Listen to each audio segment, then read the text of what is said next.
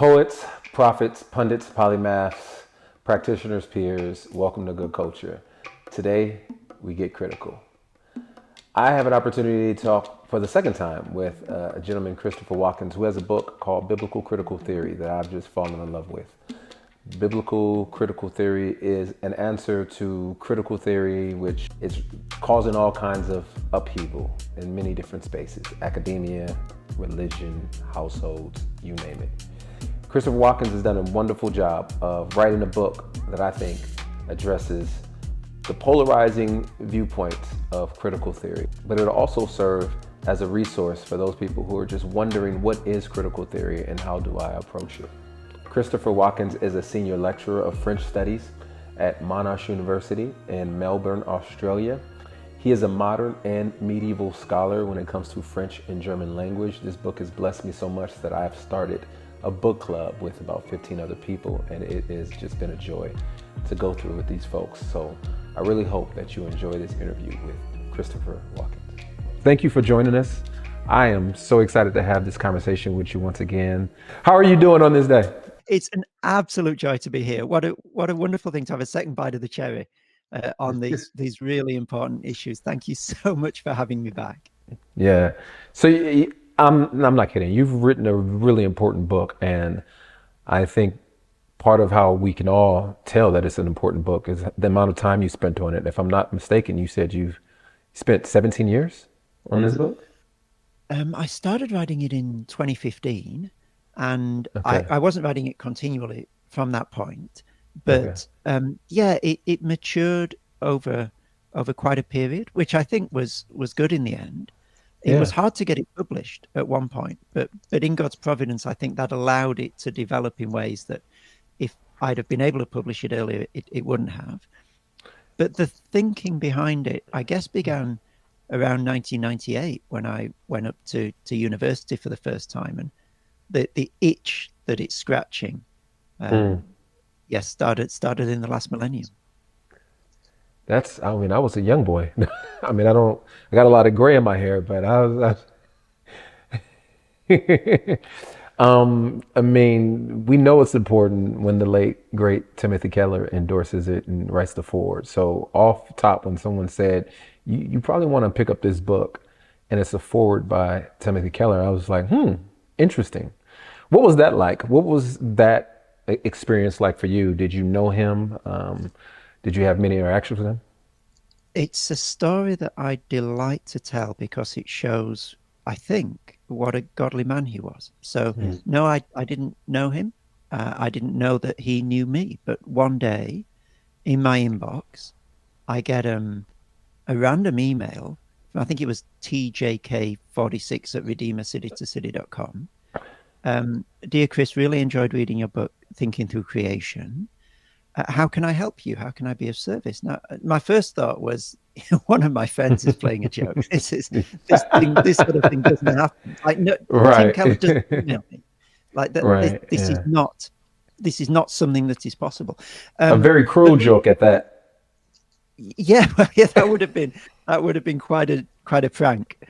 Yeah. But look, no, I've no idea how he found time to do things like that, and at the point where no one knew who I was, no one had heard of me, and yet he takes the time not only to email me but to send a really courteous, servant-hearted message saying, "What can I do to help you?"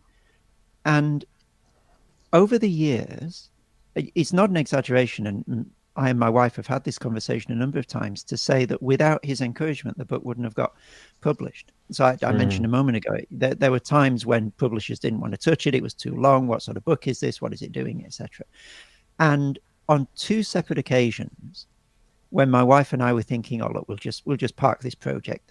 It's not gonna happen," I got emails out of the blue from Tim Keller on both occasions saying, "Really looking forward to seeing this book in print. How's it going? How can I help?" And it was his willingness, I think, and generosity in writing a foreword for the book that got publishers to look at it, to give it a first look. And without that, I very much doubt that it would have got across the line. And so I'm very grateful to him for his support of the book, but more than that, just humbled by Yeah. the godliness and the servant-heartedness that he showed to someone who he hadn't met and that nobody knew about back then. How would you label this book? The original idea was to use the Bible overview shape, but to talk about culture in conversation with the different moments in the biblical story. So it starts at the beginning of Genesis, it finishes at the end of Revelation, and that's the overall structure of it.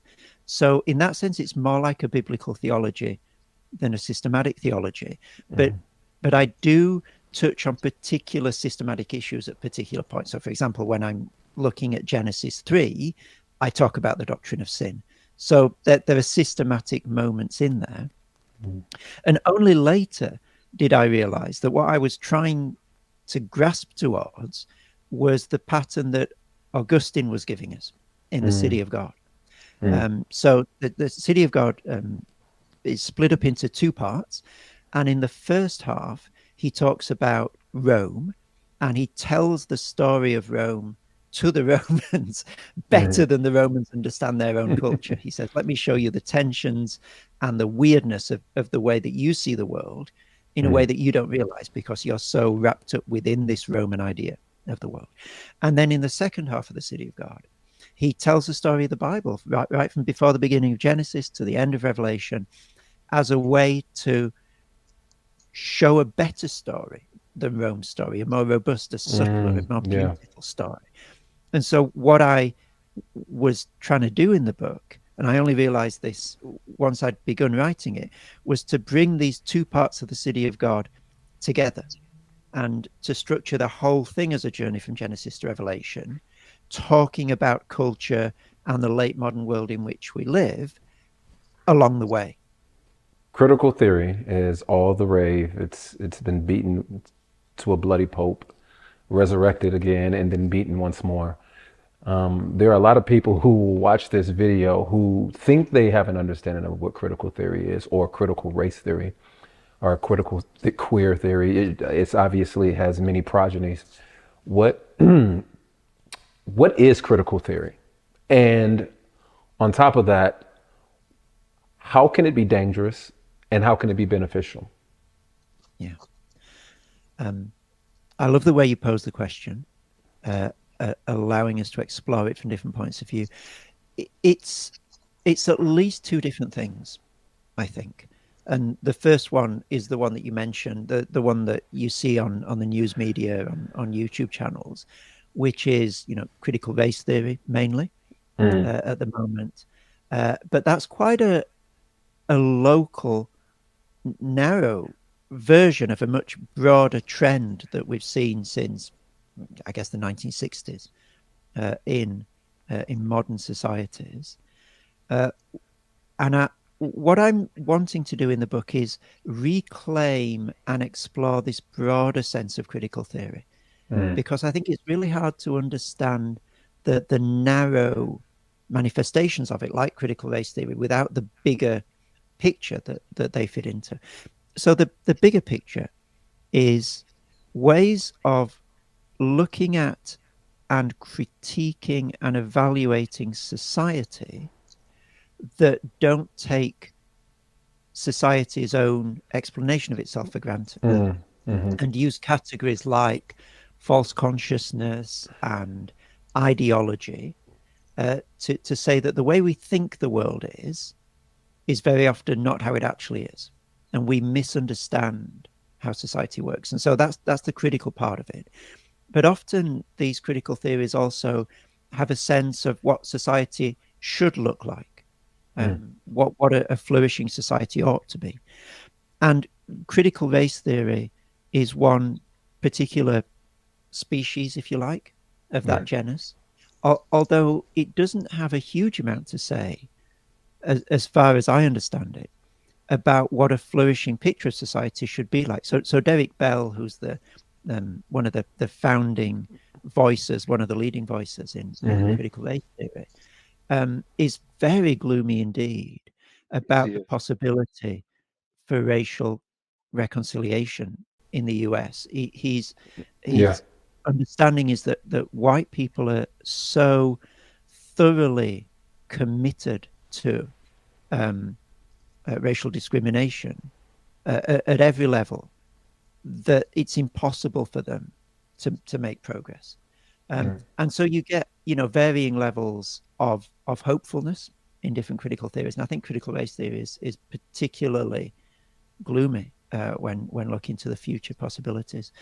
And so when you ask what are its benefits, what are its dangers, I think it's healthy, isn't it, for all of us to have a certain suspicion about the societies in which we live, not to believe everything that we're told, and also not to have a sort of unthinking blanket cynicism either, and not to assume that everything we're told is manipulating us simply because someone else said it. And I think critical theories can in part be helpful in cultivating the first of those two mindsets, not to take everything at face value. And again, this is something that Augustine is doing back in The City of God. Rome says it like this, but let's look under the surface. Let's look at what's really going on. So it's not only critical theories that can teach us this. And I guess one of the dangers with them is when that mindset becomes the only tool in your toolbox. There's a really good book about this by a scholar called Rita Felsky, called The Limits of Critique. As far as I know, she's not a Christian, certainly not writing as a Christian, but she says that this critical sort of way of being in the world, assuming that everybody is always trying to manipulate you, that everything needs seeing through and pulling apart and being suspicious about, she says that itself just becomes a dogmatism and an ideology. And it becomes as unthinking as simply accepting everything that everybody tells you. And I'm persuaded by that argument. So I think that's one of the big dangers when it becomes, cynicism just becomes the only attitude we ever take towards anything. That's good. So a follow-up question on that then. There are many nations out there who've used race-based identity to oppress people and to gain power and influence beyond our wildest imaginations. How does a nation, with this idea of understanding that all problems can't necessarily be solved by race-based solutions, how do we reconcile that when, critical theory may fall short, if that makes sense? So if critical theory falls short, go ahead. Yeah, I guess you need any response to those sort of problems is going to need a robust underlying framework to make sense of race and the problems that are generated in modern societies. And I think the Bible provides a wonderful and incredibly robust framework for that. So I think the way in which Genesis 1 overturns the apple cart of all other ancient societies and says, everybody, by the way, every man, woman, and child, however rich or poor they are, whatever race they are equally made in the image of God, and therefore equally precious, valuable to God, is an absolute game changer. Like no other ancient society is saying that. Monarchs are in the image of God. Pharaohs, kings are in the image of God. Other people aren't. And the idea that this is universal, it's not just the people of Israel who are in the image of God, everybody is in the image of God, provides, in a sense, the fuel that the modern Western discourse of human rights and universal values has been running on over the centuries. Like without this fundamental intervention, it would be likely that race would be the deepest reality that we'd be able to think. There'd be nothing beyond different racial communities, nothing uniting people across those divides. And it's the Bible that's introduced that idea that there is actually something deeper than race. Not the race is completely Right. unimportant in every way, of course, but there is something to our humanity that is deeper than that. And I think without something like that to undergird your understanding of how these problems work out, it really is a counsel of despair.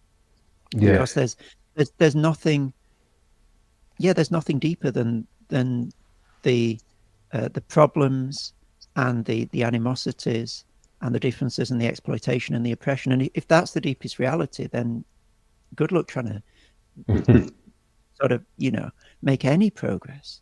It's Yeah. grim. It really is grim. And I think that's one of the things, to circle back to a previous answer, I think that's one of the things that critical race theory is really wrestling with, that it doesn't have anything deeper than Yeah. those desperately wretched realities.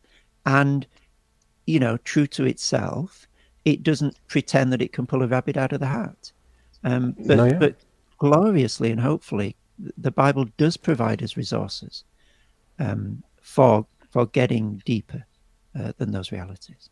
Yeah. I mean, you mentioned Derek Bell. He's criticized the efforts of individuals like, Martin Luther King and the civil rights movement, which, and it saddens my heart that I find many Christians having this lack of hope. But when you talk about a society finding something deeper than the racial identities in which we identify, let's say we do find that, like we are discovering that. How does this society come to a place of reconciliation and redemption? And I'm not just trying to get you to say reparations.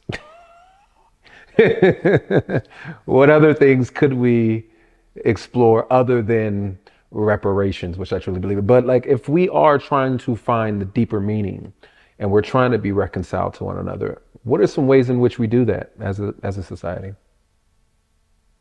I'm really struck by something that Tim Keller said in his book on forgiveness, and that he also says in a number of sermons as well, which is that there's always a cost to reconciliation. That's good. And the cost is borne by the stronger party, or by the party that is in a position of dominance. And the pattern for this is set by God himself, isn't it? That when God reconciled us to himself through the cross, that was not painless for him.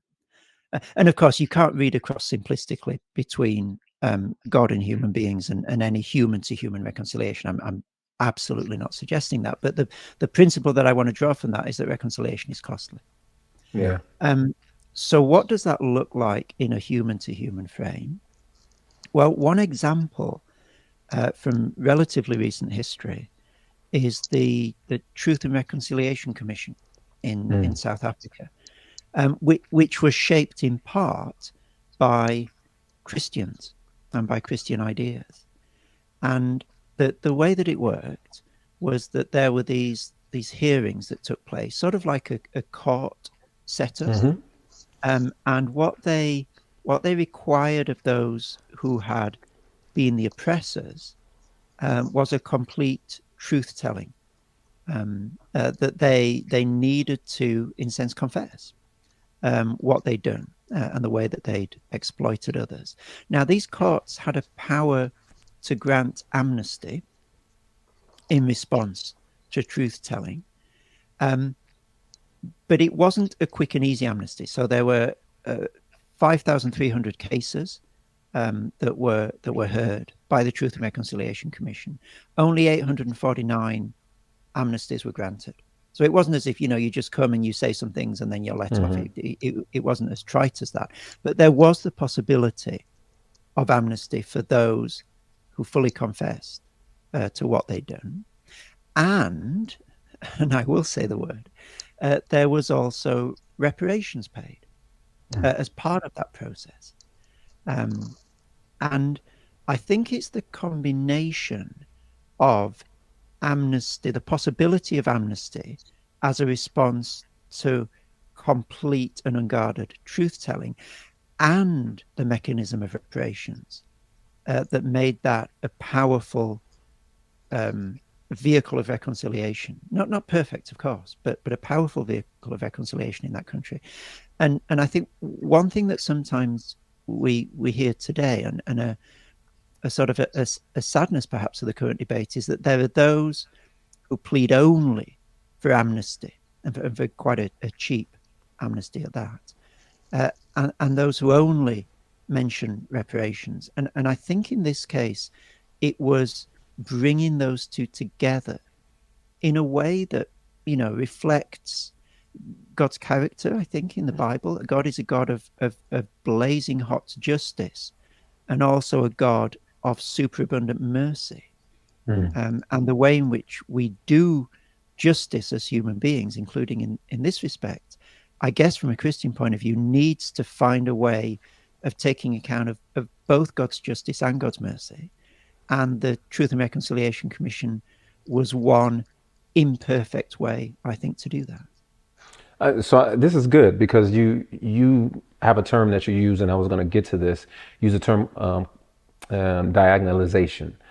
And right now, what I'm seeing is, or what I'm hearing from you is, there are those who only want forgiveness, and there are those who only want to tell truth.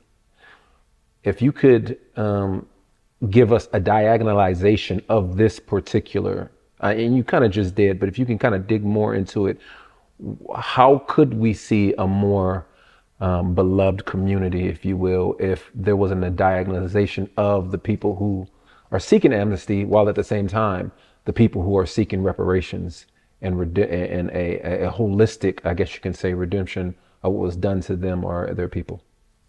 Yeah. Well, look, I've got no blueprint, but let me suggest a couple of ideas that might help. And then maybe also give us a definition of diagonalization, so that the people, the perfect pattern for this, and the pattern that can't be replicated on a human level, is the cross, because the cross is a perfect demonstration and fulfillment of God's justice, and the ultimate demonstration of his mercies. There's that beautiful verse in Romans, isn't there? Yeah.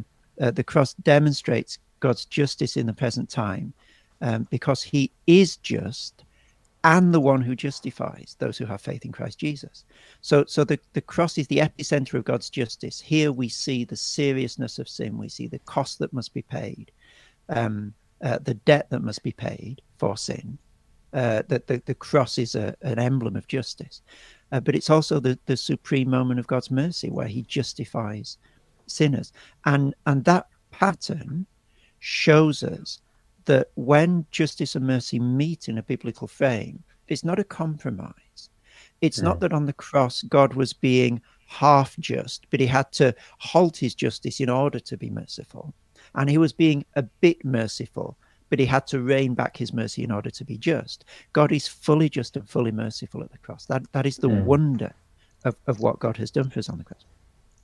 And so that is the blueprint, I think, to which we need to aspire, and which we need to recognize we will never fully embody as we search for both justice and mercy. Not a compromise, not a half and half. Let's, try and make everybody happy by meeting in the middle. But how do we find a full-bodied justice and a rich mercy at the same time? So that's the question. I don't have a really worked out answer, but I think it has to do what the Truth and Reconciliation Commission in South Africa was doing, which justice cannot be served without some sort of cost. And I think, again, that's the message that Tim Keller has in his book on forgiveness. And Bonhoeffer as well, I suppose, with his idea of cheap grace. In this, the paradoxical sounding but very rigorously logical biblical position that grace is free, but it's not cheap. And that needs to be represented. So I think the framework within which to think through these questions is, how do you embody a strong sense of justice? And Truth and Reconciliation saw that in terms of reparations. And how do you embody a radical sense of mercy? And they saw that in terms of amnesty. And I don't know precisely what that will look like in other contexts. But I think those are the frameworks that can help people coming at this from different sides to find a way that compromises neither justice nor mercy, and therefore that reflects the character of the God of the Bible. Yeah, you state trying to separate Christianity from culture is like trying to extract flour from a baked cake, which I thought was a wonderful analogy. Can you explain why you think our cultural engagement today has become toothless, as you say, and why you use the term diagonalization and what that means? Yeah, I love this. yeah, with pleasure. So we sometimes use, don't we, as Christians, this language of cultural engagement, how we're going to engage with culture. And I think there's a real danger in that, because as far as the Bible is concerned, I think, certainly as far as the book of Revelation is concerned, we are already very deeply engaged with culture. You know, there are these two cities. There's the New Jerusalem and Babylon. And it's very clear that Babylon is not sitting quietly over in the corner waiting to be called over, you know, to be asked a couple of nice questions, and then it goes back and continues reading its book or something. You know, Babylon is in your face. It's devouring you. And I think for Christians, we often or can often underestimate the extent to which our culture is really expertly and really quite vigorously shaping us every day. So from the moment we get up to the moment we go to sleep, we are being encouraged very subtly to be certain sorts of people, to value certain sorts of things, to desire, to fear different things. And, you know, sometimes that's really obvious, like when you see an advert online or something, you know, desire this car, desire this necklace or whatever. But it's also much subtler. It's about the choices that we have every day. You know, what am I going to eat? What am I going to buy from the store? What am I going to watch? And all of those things are telling us there's a certain way of being in the world that you should adopt. And if we don't realize that, and if we don't think about that, then I think all of the ways that we've been shaped by society just fly under the radar. And we don't realize that we are engaged, all too engaged with culture. And what we need to do is try and take a step back and see how the culture is shaping us. And the thing about that is that none of us can do it alone, because we all have our blind spots. You know, I'm not aware of some of the ways that culture is shaping me. I just think that's the way things are. And so we need each other. We need Christians from different socioeconomic backgrounds, from different racial backgrounds. We need men and women working together to point out our respective blind spots, so that we can, you know, when I'm talking, for example, with an Asian Christian, they say, you're so individualistic. And I say, help me to see it. Like, you know, I can't see that. I think that's just the way it is. So the church needs to work together to help us to see how the culture is forming us. And then you're asking about diagonalization. It's the idea that the Bible doesn't fit snugly, doesn't fit at all really, into the options that are often presented to us in our late modern world. And the way that the late modern world chops up reality, which is often into dichotomies. So, you know, ever since Immanuel Kant say, we've got a tendency in late modernity to think in terms of facts and values, and they're really, really different, and facts are universal and everybody should agree with them, and values are personal. Like, that's weird. It's just odd culturally and historically and geographically. Like, why on earth would you think that way? But modernity systematically does this. It loves working in terms of these dichotomies. And so what diagonalization tries to point out is that the Bible doesn't buy into these modern dichotomies. So let me try and illustrate this with an example, which I think is the clearest way of getting over just how the Bible messes with the categories of modern culture. Let's take the beautiful example again of the image of God from Genesis 1. There are two aspects to it, you could say. There's the idea that human beings have great dignity because of everything in the whole creation. Only human beings and all human beings are in the image of God. So not a wonderful sunset, not a beautiful symphony, not an amazing work of art. None of that is in the image of God, only human beings. But there's also a humility that comes with being in the image of God, which is that you're an image. You're not the God of whom the image is made. You're not the top dog in the universe. Your existence, your sense of who you are depends on God who is outside yourself. You're an image of him. So there's a great dignity and a great humbling. And then you come to modern ways of thinking about human beings, and they fall into two broad tendencies.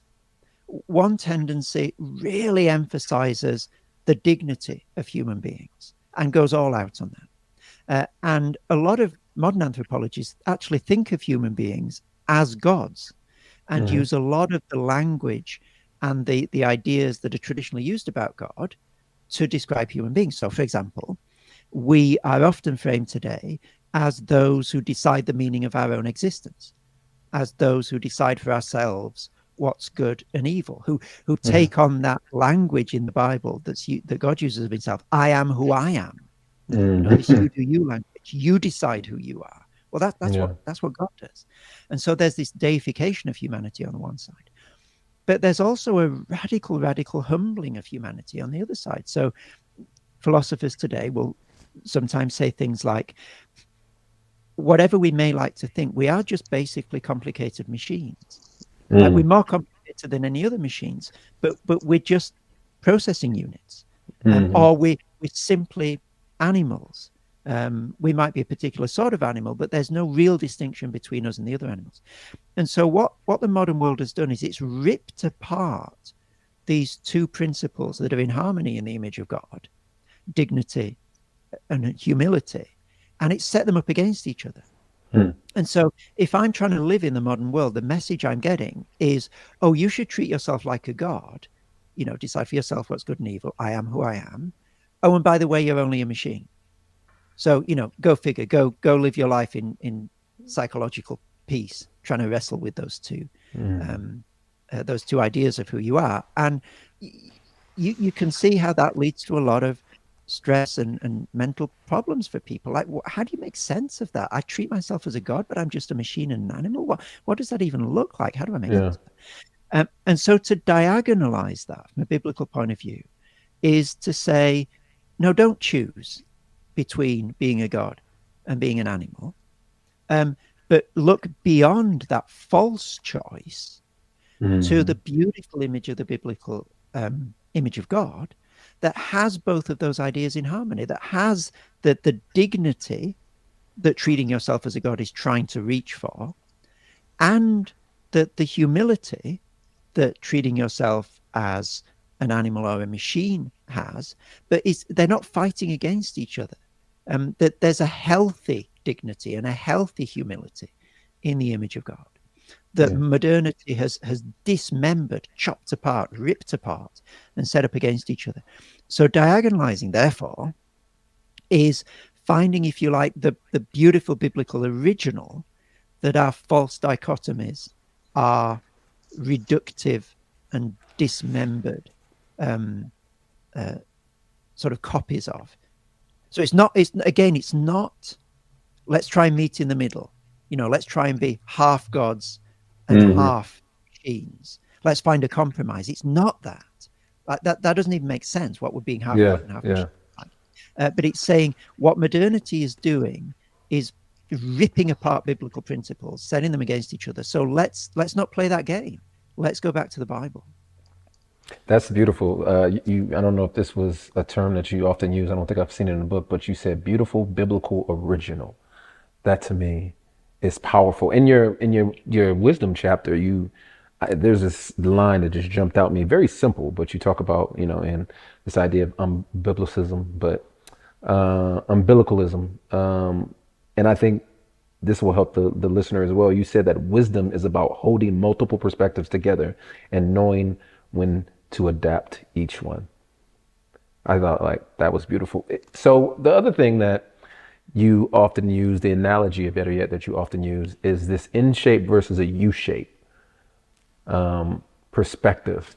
Can you talk to us about the difference between what an N shaped perspective is when we come within society, and a U shaped perspective within society, or our worship and our religion and faith? Absolutely. The N shape is the way in which almost everything in society and in our own thinking works, which is the logic of performance and reward. I get what I deserve if I'm lucky. I've got to put the effort in to get the reward out.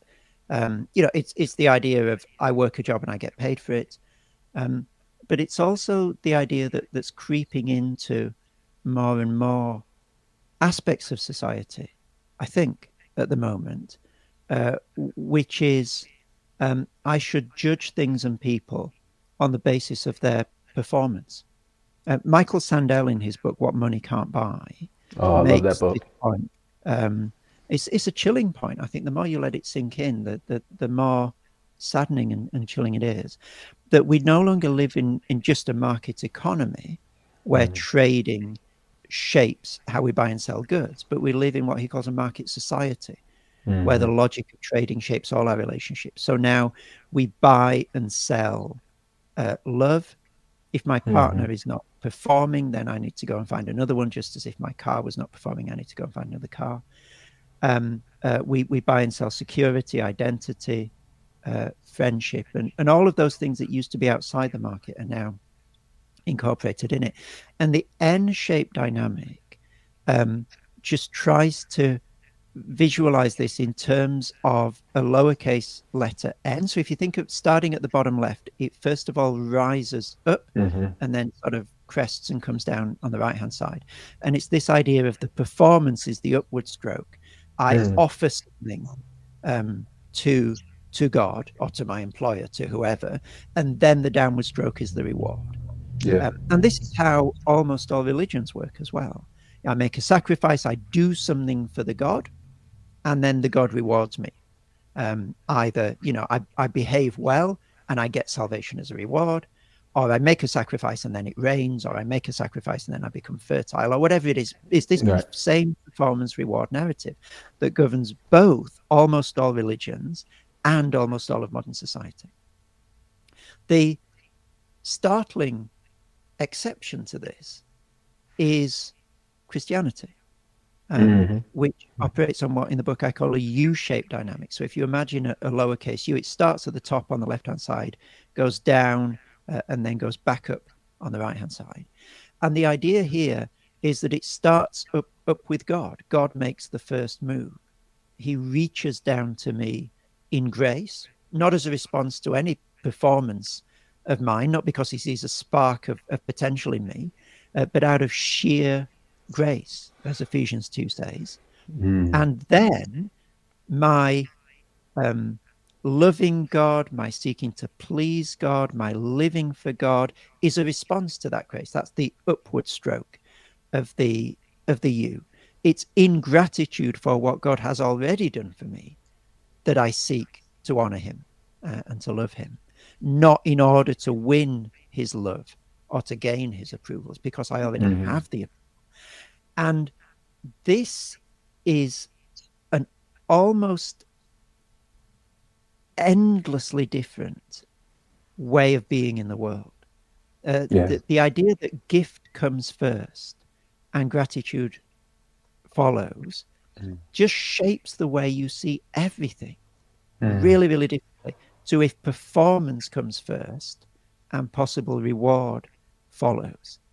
I think in the book I use the image of it's like a child on Christmas morning, coming down, opening all their presents, and then just being overjoyed with what you've received. And that as a baseline way of being in the world, the way that's shaped by grace and the U-shaped dynamic, is one of the big Christian distinctives, I think, in modern society. And it's so hard, I think, to get your head around, even for us Christians, because everything is performance and reward shaped today, more and more and more. And therefore to lean into this idea of, no, first of all, it's gift. and it's not merited. And you can't explain it. You can't calculate that gift. Like, why did God save me? Why did God bless me? Well, because he loves me. Why does he love me? Because he loves me. Like you run up against an impenetrability there, because it doesn't, you can't explain it with the sort of logic that performance and reward require. It doesn't fit on a balance sheet of profit and loss. And to the extent that we Christians let that difference really sink into us, I think we will live radically different lives, both just on a micro level, how we interact with other people, how we pay our bills, how we go to work in the morning, but also on a macro level as well. The vision that we hold out for a flourishing society to those around us is radically shaped, I think, by this U-shaped dynamic. And it's the idea that I'm free. I don't need to prove myself every single day.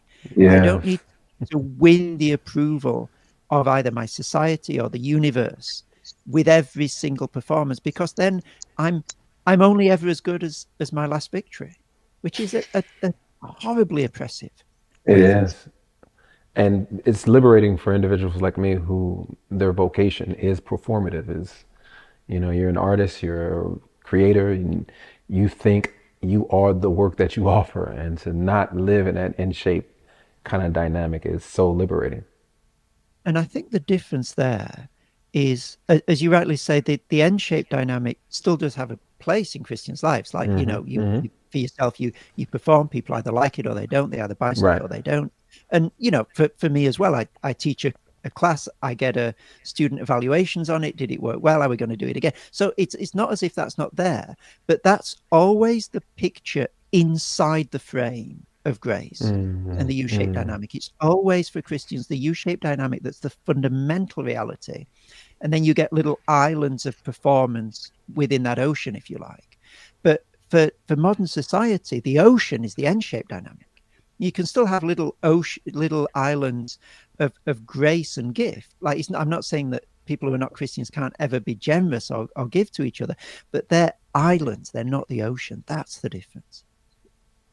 Speaking of performance, we know that the church and people who consider themselves to be the church or Jesus followers have performed greatly in society. Oftentimes they haven't performed so greatly, and people critique that. But there's been a lot of thinkers like yourself and Tom Holland who I've begun to read, who are approaching this paradigm of how Christianity has shaped Western society in particular. And then also there's a quote, and I can't remember who you referenced, and I was trying to find it, but you said that critics of Christianity are parasitic to the religion it critiques. And so this idea that even the people who critique Christianity, they're using tools of Christianity to critique itself. Can you give us some examples of that, and share with us how Christianity has shaped the Western society in ways that maybe we don't realize? Yeah, and I'll try my best. And I'm standing on the shoulders, as you say, of people like Tom Holland in his book Dominion. Also, Glenn Scrivener in his book The Air We Breathe covers this ground as well. And the arguments that they make, and I think they're persuasive arguments, are many of the main values of modern societies are what they are because of Christianity. And we can't reasonably conceive that they would have come about without Christianity. So we're talking about things, for example, like equality, universal human equality, which is not universal culturally. It goes back to things like the image of God we were talking about earlier. Compassion, the idea that we ought to care particularly for the needy. Again, that's not obvious, that's not universal. The idea of consent being important in life, in relationships, in government, and so forth. Science, the idea that the universe is ordered, and if we do experiments, we can learn things about it that will be the same tomorrow as they are today. Freedom as well, the idea of progress over time. They're making the arguments that all of these things at least wouldn't look anything like they look today without Christianity, and at most wouldn't exist at all without Christianity. And I think looking around at different cultures in the world, it's not unreasonable to draw those conclusions. And therefore, when people today critique Christianity on the basis of something like equality or freedom, they are using Christianity's tools, if you like, to try and dismantle Christianity. Right, exactly. As if, Christians in the news media are often beaten over the head with a stick today. And one of the responses that we can give to that is, that's my stick. You stole that stick from me. These ideas of freedom and equality grow in biblical soil. And therefore, I think and this is Tom Holland's argument, what modernity is trying to wrestle with is which bits of Christianity it wants to use against the others. And so he frames the culture wars today as a sort of internecine war between different aspects of Christianity. But the tragedy of it, and this is like the image of God example that I was giving a moment ago, is that when you rip the beautiful harmony of Christianity apart and oppose one bit to another bit, you completely sell the whole thing short. So, Holland will say, for example, that if you take, I don't know, the equality side of Christianity and say, well, everybody's absolutely equal, you shouldn't make any distinction between anyone else, which is sort of a classic liberalism. And then you take the freedom bit of Christianity, which would be, everybody should be able to be who they are and not be sort of shaped by everyone else, and say, well, that's a more communitarian view. You lose the whole thing. And it's only when these principles mesh with each other in the Bible and work together in a biblical framework that they work properly.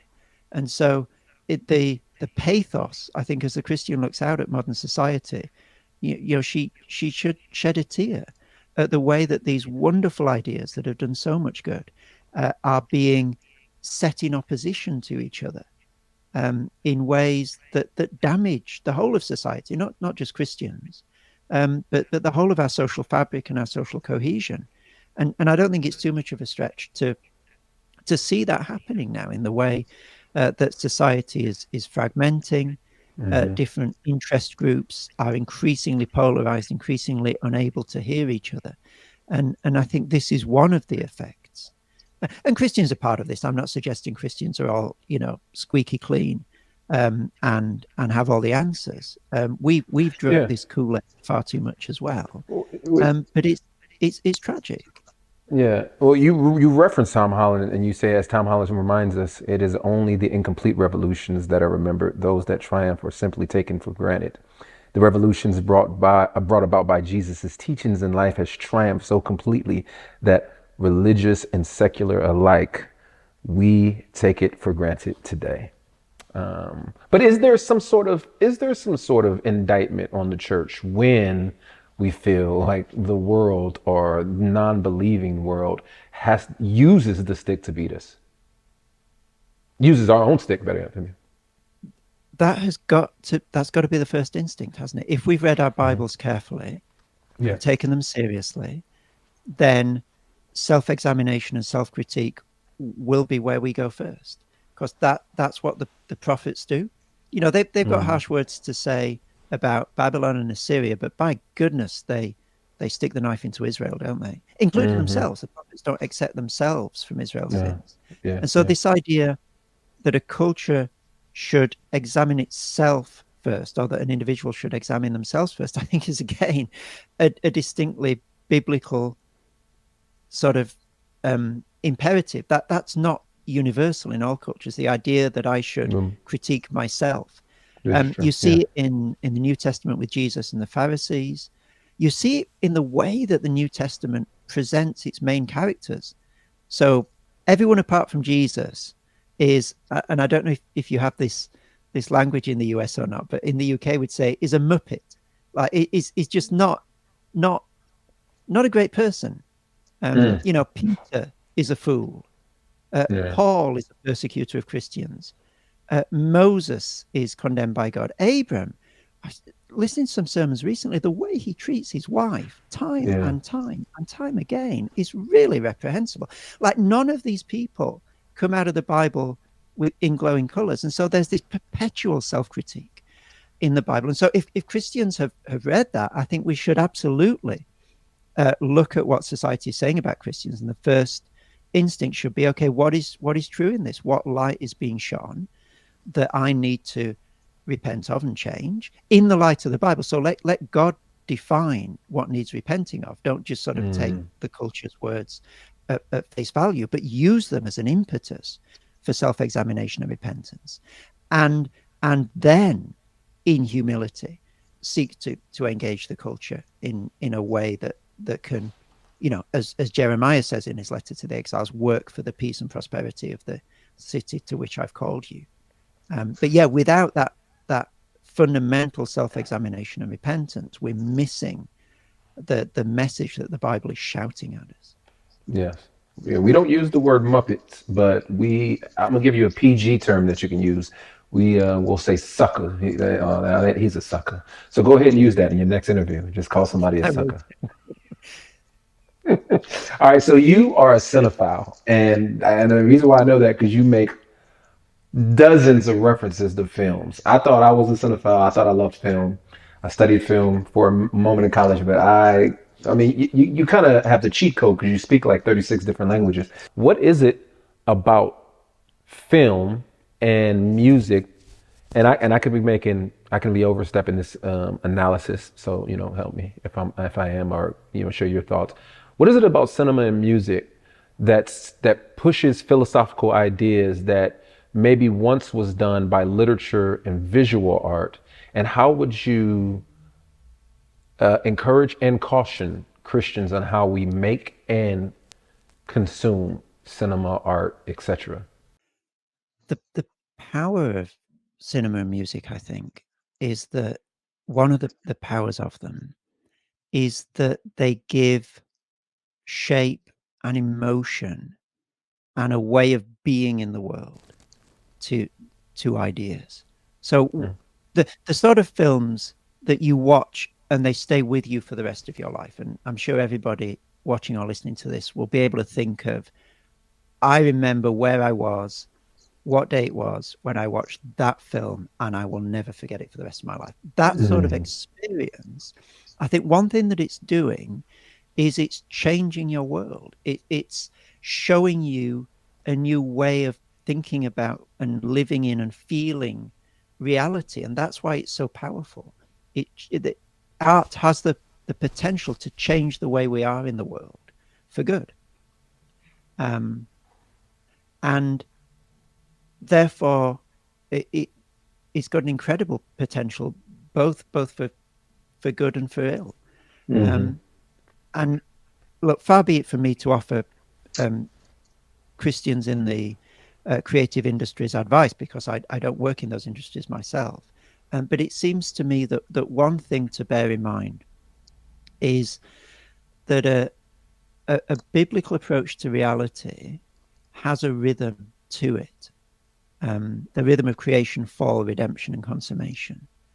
So there's an original goodness that is then marred and disfigured, but not marred and disfigured beyond all recognition. Humans are still in the image of God, even after the fall. But then there's a radical hope of restoration and reconciliation and redemption that is ultimately fulfilled in the first and second comings of Christ. And that rhythms reality in a particular way and in a distinctive way, I think. First of all, it frames reality as a story with a beginning, middle, and an end, which I think a lot of views of the world don't have. Like a lot of views of the world, it's just one thing after another with no particular rhyme or reason, and we try and force it into the shape of stories, but there's no ultimate justification for doing so. And the reason we do so, of course, is that we're made for this story of the gospel, and we can't get away from it. And that's why you see it all over in Hollywood films. And so I guess a Christian filmmaker or a Christian artist, over the course of their production, so not in every single individual thing they produce, but over the course of a career, will be seeking to reflect this particular rhythm of reality of creation, fall, redemption, consummation. In other words, it's not all fall. It's not all doom and gloom and tragedy. But neither is it some sort of sickly sweet, everything's going to be okay in the end, so let's not worry and just enjoy ourselves. It's a subtle, multi-layered, complex view of reality that I think it's worth Christian artists and musicians and filmmakers bearing in mind. Now, as I say that, I recognize that different people are going to have different burdens that they want to share with the world. And, you know, some of those, for example, if I were a Christian who'd grown up in a war zone and I was wanting to depict that, there'd be a lot of sin, a lot of fall in there, and not a huge amount of redemption. So I'm not suggesting that there's one cookie cutter sort of shape that all Christians need to conform to, but I think whatever art Christians produce is produced in the context of that overall story. And that in a sense helps Christians to contextualize and situate and understand what they're doing in a broader context. So the horizon of my particular experience as an artist is not the most fundamental or the final word. My experience is framed within a bigger story. And I suspect there are subtle ways in which that would make a difference to the art that I were to produce. Yeah. I'm flabbergasted that no one wanted to publish this book. I can understand that it is pretty lengthy, but it's excellent. How would you recommend people consume your book? There are a number of different ways, and it'll depend on, you know, people's own preferences. So you can just buy the book, read it from cover to cover, 600 odd pages. It's quite a chunk to get through. There are a couple of online reading groups that people can join up to help with that and to share and learn from others. There's one that's being led by the London Institute for Contemporary Christianity, starting early in 2024, I think. I'm sure if you Google that, you'll get it. And there's another led by Crosslands Forum. Again, just Google Crosslands Forum Biblical Critical Theory. And if people want to read along in a community, they can join one of those groups. There's an audiobook for people who prefer to sort of just use their daily commute to listen to stuff. I think some pastors who have spoken to me have found it useful as a sort of reference book. So if you're preaching on a particular passage of scripture or a particular part of the Bible, dip into the chapters on that area and see what there is to learn from there. And finally, I filmed with Zondervan a series of lectures on the book. So half an hour on each chapter, and then some study questions and a sort of curriculum to scaffold that. That should be coming out sometime in 2024. So if people prefer a sort of video-based, almost like a course, then that should be available as well. That's great. I almost muted you when you started shouting out other book clubs, because I'm going to start one, and I don't want anybody going to other book clubs. So we're going to start one early 2024. There you go. There you go. How much of this book have you forgotten? Because this is the best. Almost all of it. It's quite interesting, sort of listening back. So when I recorded the lectures for Zondervan, I listened back to it, and like a lot of it was, oh, right, that's really interesting. I have thought of that. You know. So yeah, look, I have no sort of 2020 recall of the thing at all. I can't. Like, you were like, that was really good. That was really actually good. Praise you God. Know what? Between you and me, because I'm sure nobody's listening. Other bits, you think, oh my goodness, that did I really say that? That wasn't that good, as well. All right. So I have these 5 questions that I ask all the people that I'm interviewing, and for you, it seems like these will be and I'm very interested, but very easy. So you're in Melbourne, Australia, which I think if there's one continent that I just could not live on, it would be Australia, just because of all the creatures that just frighten me. You've fallen prey to the propaganda. Is that what it is? Okay. It's remarkably non threatening creature-wise. But whenever I look on the BBC website and there's a story about Australia, it's about someone being eaten by a shark or mauled by a crocodile or bitten by a spider. And really, for people who actually live here, there's very little of that goes on. I think it's just some sort of conspiracy to stop people visiting Australia. It's really quite a good thing. I mean, they're doing a great job, and you guys need to create some counter propaganda, I guess, to go against that. But let's say you're secluded for a month by yourself. You're working on will this be your third book, or you're working on another book? But I'm only allowing you during this period of time to take one additional book with you, and it can't be the Bible. What book are you taking with you? That is so harsh. Am I there by myself? You are there by yourself, yes. Okay, that's an I'm easy also one. tempted to say you can't take the City of God as well, because Okay, that's fine. That would have been a great option, actually. I hadn't thought of it. I'm going to take my wife's book that she published, because when I read it, I will remember her, and that is something that I would delight to do. I don't know if anybody's won the sentimental award for referencing a book that they would take, but you won, my friend. And I'm using this. I'm using this in some way. My wife hasn't written a book, but I'm going to figure out how to make her the answer if I'm ever asked Just that so question. that you can give that answer. Just so that, yeah. All right. So, what's the name of your wife's book? It's called The Right to Have Rights. It's on Hannah Arendt and human rights. Okay. So, as you're reading The Rights to Have Rights, I want you to also have a soundtrack for, to help you, walk through this book, if you will. What song or what album are you going to take with you for this month? That's a really interesting question. I'm not a great listener to music, but there is one piece that immediately comes to mind. And I think partly because my wife and I went to see it in concert in Melbourne, and it was just mind blowing. It's Beethoven's Sixth Symphony, the Pastoral Symphony. Now, listening to that in the middle of Australia, I think, would be quite dissonant, given this sort of talking about the European countryside. But again, that would just bring back. I mean, I just love the music, but it would also bring back such fond memories of experiencing that together that I think that would sustain me. Excellent. What would you eat for this month period? Like, what is the one meal that you can have every day for a month? Well, I'm quite an adventurous consumer of food, and the rest of my family isn't quite adventurous. So I take advantage. I'm sure there'd be some insects and grubs that I could get into, and I'd enjoy those. When I'm with my family, that would certainly not be an option. I've eaten a worm in Indonesia, and it was really interesting. Yeah, I was in the US recently, down in Texas, and in a wonderful Mexican restaurant, we had grasshoppers. She's just beautiful. So I take advantage and eat stuff that when I'm at home, I'm not going to get the chance to. I respect these answers. I did not expect. So you're going to go out there and wrestle down a crocodile and just figure out how to fillet that thing. Okay. Like grasshoppers. No, I'm going to steer well clear of the crocodiles. I believe in you, Chris. I believe in you.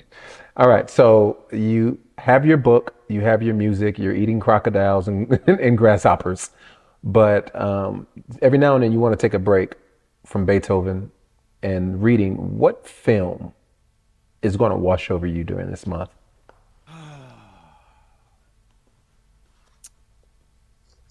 Film that immediately comes to mind is Orson Welles' Third Man.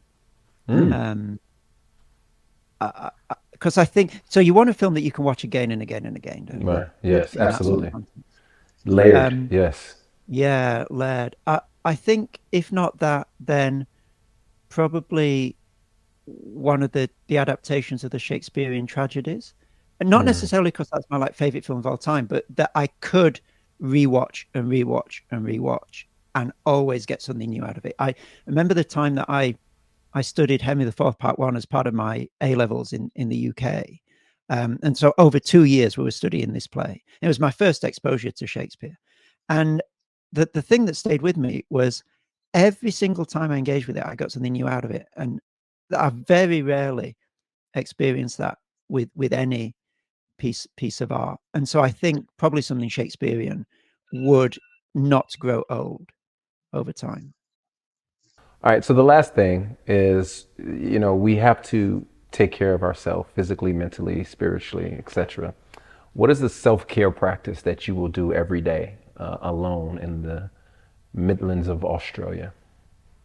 Well, it's not alone, but the grounding practice, and the way of keeping, I think, mentally, psychologically healthy, especially this last year when the book has found readers and people are saying nice things about it, is the children, my kids, because the lovely thing is whatever I've done in the day and whatever award I've received or whatever people have said about my work, they absolutely, to the core of their being, do not care. And the only thing that they want is for me to play with them. And if that happens, then everything's good with the world. And if that doesn't happen, then there are tantrums and fireworks. And it's just the most grounding experience, short of coming before God in his word and realizing that these things don't impress him either. Like, second to that, it is thoroughly physically and psychologically health giving to come home to kids who don't care. My daughter's 18, and I honestly, to this day, I don't think she knows what I do for a living. I think so. So she's. It's good for soul, isn't it? Isn't it good? It is. There's someone It is. who doesn't mind. It is beautiful because it definitely, there are times when it's like, okay, this is insulting. It's like the true form of humiliation. This is humiliating. It's not just humbling. This is humiliating. So, right. But we all need a bit of medicinal humiliation from that. We do. But man, thank you so much. This has been a privilege and an honor again. I am just blown away, and I will continue to reference this book. I've marked it up so much. I have friends who are going to pick it up and we're going to go through it together. I do feel like this is one of those books that it won't spend much time on my shelf. It'll always be pulled off and referenced and probably borrowed.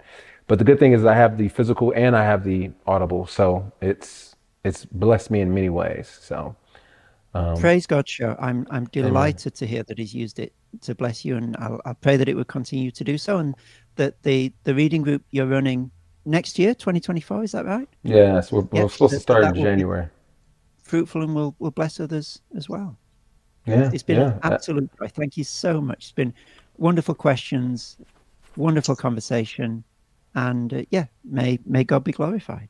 May he be glorified. And I was wondering, I'm looking at your bookshelf, and I know you said you have my book, but I'm trying to figure out is there any of those beautiful blue books in the background mine? I have the Kindle version. So if I had my okay, there we go. All right, acceptable. God bless you. Thank you so much. You have a wonderful day. Thank you. God bless.